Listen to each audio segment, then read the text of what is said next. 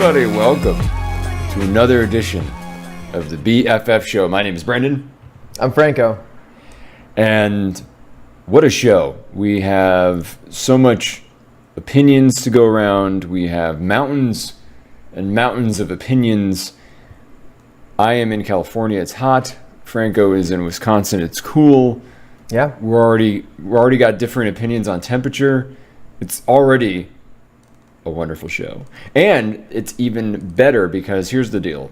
We signed a very lucrative contract with Amp Media, correct? Amp Media. Amp Media for 13 ep, as they say in Hollywood. 13 ep of pure content. And this is, if you're paying attention, and you should be, it's the 15th episode, correct, Franco?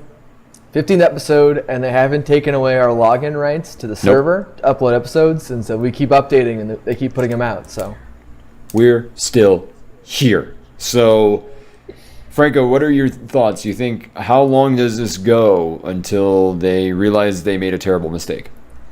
I think we get to episode 20 before they pull the plug. I mean, as we've heard from other announcers on the radio shows, we haven't committed a crime yet, so as long as we stay out of the news, we might be okay. Well, I'm trying to do my best to entice them to keep this show on because not only do I have, as usual, the white laundry bag in the background, I put a tank top right there behind me, and I put my pair of jeans. So I'm just showing all of it right now. Showing it all. Pants shown that are off, but I have pants on, I can assure you. So you are wearing pants? I'm wearing pants. Well, that takes away from the sell point. I think had you not been wearing pants, we'd really be in business right now. Yeah, well, I mean, it's a terrible segue, but we are in sports media, sort of, and Ryan Rosillo, who has a ESPN show, was arrested drunk inside of a Montana cabin with no pants, or pants around the ankles, I believe. But it wasn't his cabin, so he got arrested. Pants on the ground. Pants on the ground. Well, what's the rest of that? Ryan, you're no longer a friend of the show. No longer a friend of the show. Second, I'll just say Amp Media, I sincerely doubt you'll ever have a situation where Brendan or I are ever in a cabin in Montana with our pants down. You're there first. We're there first. But, we all make mistakes. So, that happens. But, I mean, if you and I, and we've had this conversation many times, if you and I were going to college now and did half of what we did with the advent of cell phones, smartphones, and cameras on every corner, we probably wouldn't have jobs. But we'd have jobs, but they wouldn't be nice jobs. And we probably wouldn't have too many friends. No, I can't imagine. Or we'd all be working together. It'd be like an office space where they do the SEG, where they're all construction workers at the same site. Yeah.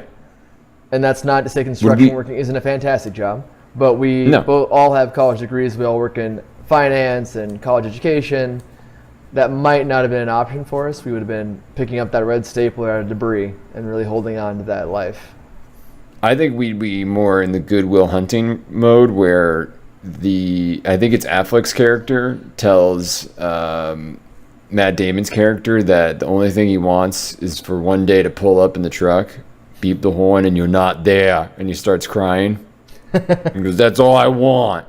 You're better than this." I can't do the accent. But that scene would have been us. We would have been like, "Come on, man, get in the car. Go to a Sox game." I'm just going to keep doing. That would have been us. And it would have been bad. But no. So yeah, he's back on the air, but it's an interesting kind of story because it's a flagship ESPN show, and it was just a really weird story. And then he's back, and he issued a mea culpa, basically saying essentially that he didn't realize how many friends that he has. Kind of made a joke. He's like, I should call those friends so I'm not by myself in Montana anymore. So kind of making a little bit light of it, but back on the air, doing what he's going to do. But let's get to the major headline of the day, which is that Ezekiel Elliott, who was suspended for 6 games by the NFL under their domestic abuse policy, was trying to appeal that decision. And actually, just about a few hours ago, it was announced that his request was denied. So he will be fulfilling all 6 games suspended for all 6 games. But because of a loophole, he will be an active participant week 1 against the Giants because of the timing, which to me, it's very suspect, because I don't understand how on a Tuesday, if you know you don't have a player, you don't have enough time to game plan for that Sunday. And I don't know if, Franco, you are more aware than I am of maybe this is an NFL Players Association rule that it might be into effect, but it doesn't seem suspect that you can throw a guy in an IR and no one bats an eye. But a guy that is suspended for terrible abuse is allowed to play simply because it's so close to the game. And that seems to be what the reason the NFL is giving right now. I mean, we're kind of in uncharted waters. He's the first one to be suspended for a crime that he wasn't necessarily convicted of in the real world, or the real world, as we'll call it, right, in the legal system. So, I mean, we remember when this happened with the Ray Rice thing, we said we're going to punish them, and it's going to be a major suspension. And they messed up with the kicker from the Giants, I even forget the guy's name, who basically later came out and said, I beat my wife all the time, and he only served 2 games. Right. So this is a direct reaction to that, and I think you have the balance of politics. Goodell just got a major extension, and you can bet that Jerry Jones is a big part of that. And Jerry Jones has been pushing against this whole thing, and it made the comment that if this was a year ago, this wouldn't be an issue, which kind of makes light of the idea that his star running back, did assault a woman, and there was a hearing that upheld that. But we won't go there, because Jerry's being Jerry. Yeah. Which is kind of the same way as Jerry's saying boys will be boys, which is also disturbing. But I think the biggest takeaway is remember that the NFL, as we've said many times on this show, is a business, and this is a business decision, and it's keeping all the camps happy until this finds its solution.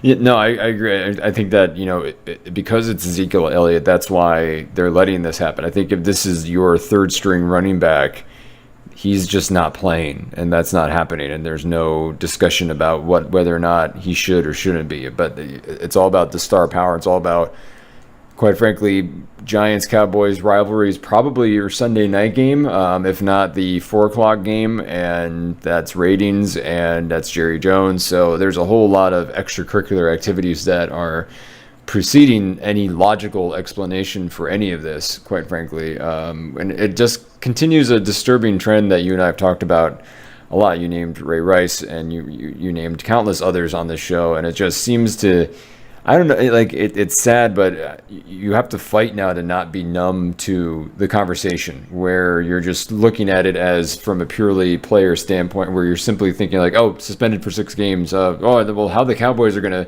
and that's what some of the narrative turns to too. Well, how the Cowboys are going to deal with that. And it's like, why worry about that? If you're a true quote unquote news organization, that's not really the story. The story is why he's taking and why he's out for those 6 games. I agree, and I mean, theoretically, this is a step in the right direction where we'll see major fines and suspensions for domestic violence.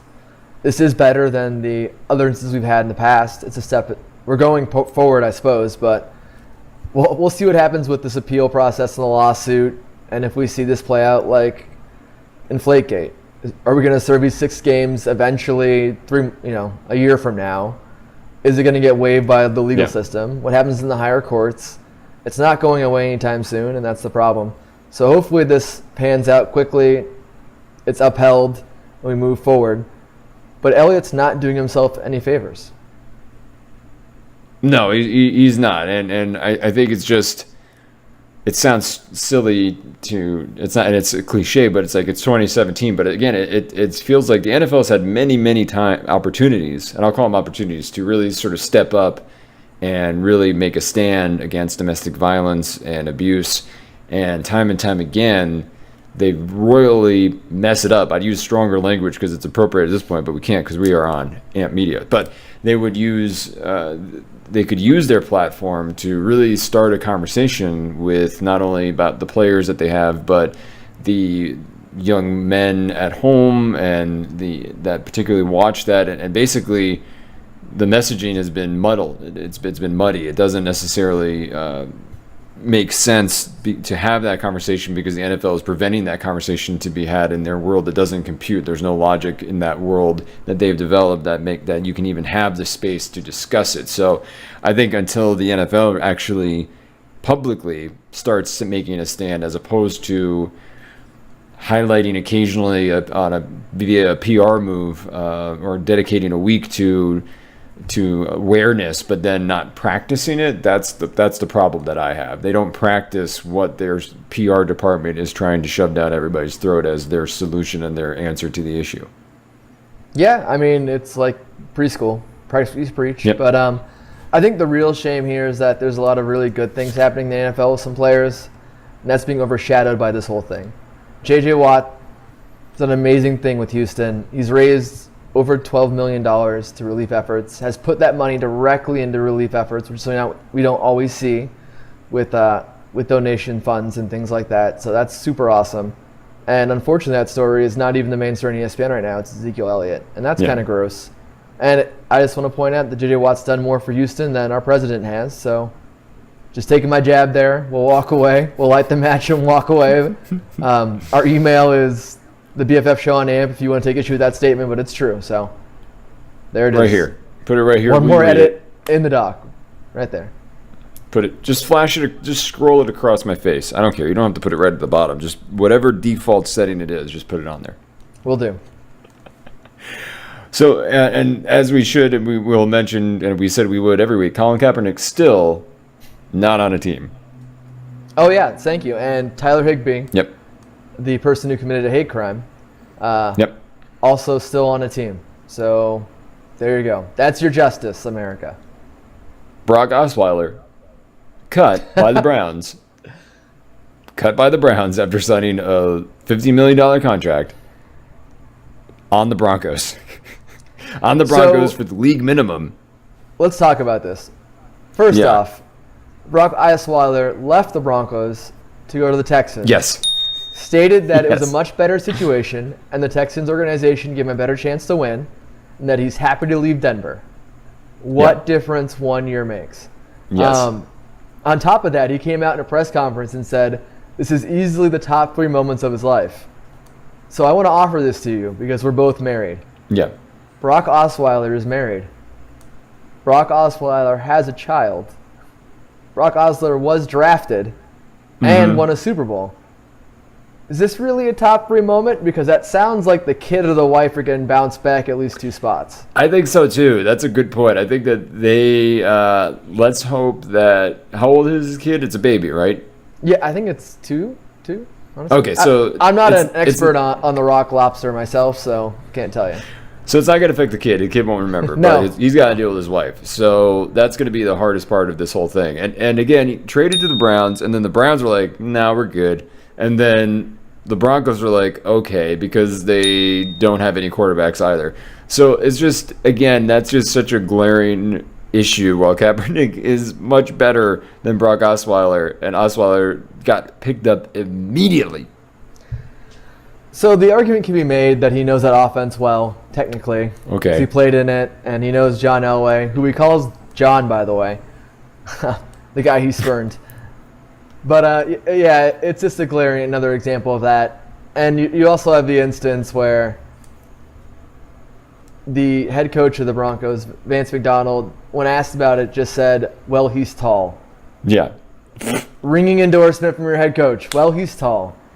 That's it. He's tall. And weren't the Browns said also in the press conference that they were really excited about that second-round pick? But it's a top 3 moment. He's in trouble. He might get cut by his wife in the next minute. That's what's going to happen. He's gonna get cut by the Broncos like right before the trade deadline. He'll get cut. Guarantee it.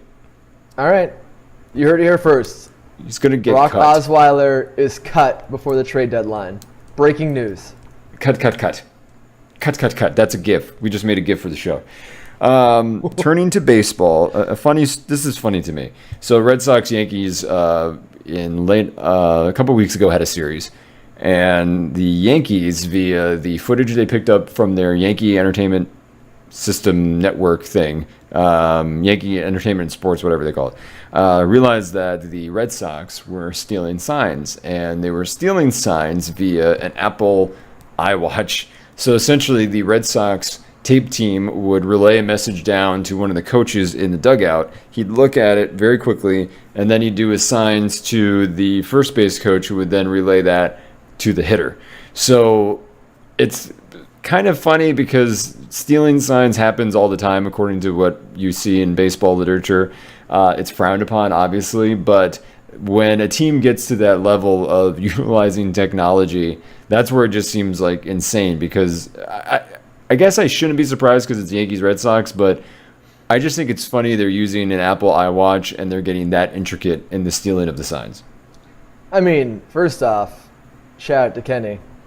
It is Boston sports. So we had Spygate, Inflategate, the sign stealing. It doesn't end in Boston sports. They're cheaters. Do your Ben Affleck voice and say cheaters for me. The cheaters. That's terrible. That works. I think it's one of those unwritten. It's like plunking after, baseball has these weird rules that exist. Yeah. More power to the Red Sox for being creative. Let's not act like, which also was in the story, that the Yankees haven't also cheated. They own their own network with their own cameras, which don't always have to be identified. So it's very likely they're doing the exact same thing with different means. So this is a non-story. Baseball is slow right now. They needed something. Yeah. Judge got benched. What else do the Yankees have to go by? So here we are.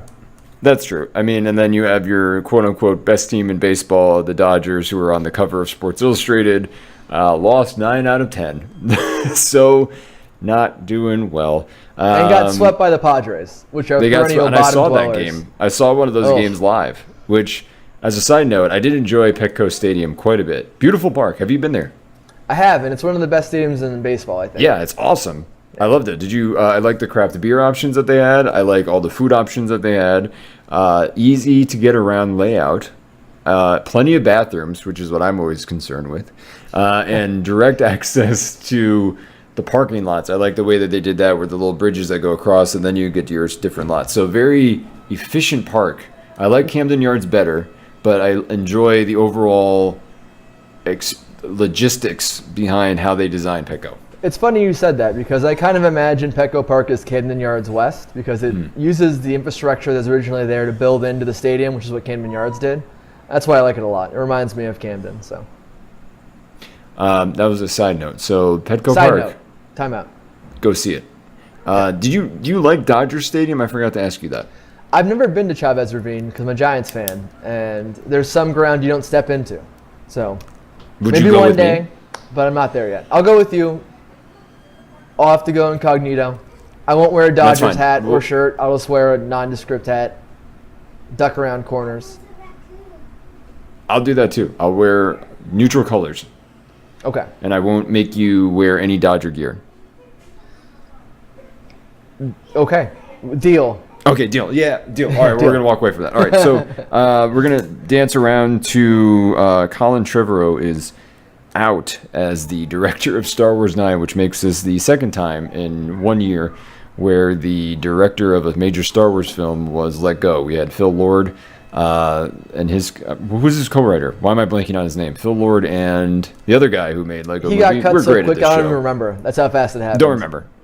Yeah. And then Ron Howard jumped in, who is currently filming it. The Hollywood Reporter said that the tone that they were going for was not what they wanted, and then the same reason was listed as why Trevorrow was out as well, which, you and I have talked a little bit about this before, just in general, without it being recorded for the show, but it's just so weird that Hollywood does this where they seek out talent because they make one really excellent movie, they're a younger talent, or they have unique ideas on film, they bring them into the fold. We saw this with Edgar Wright and Ant-Man in the Marvel series. Bring them in, they're like, we love what you do, and then they see what they do and they're like, ooh, that doesn't make sense for our brand, and then they try to jettison them as fast as possible. So what is your take on all this, Franco?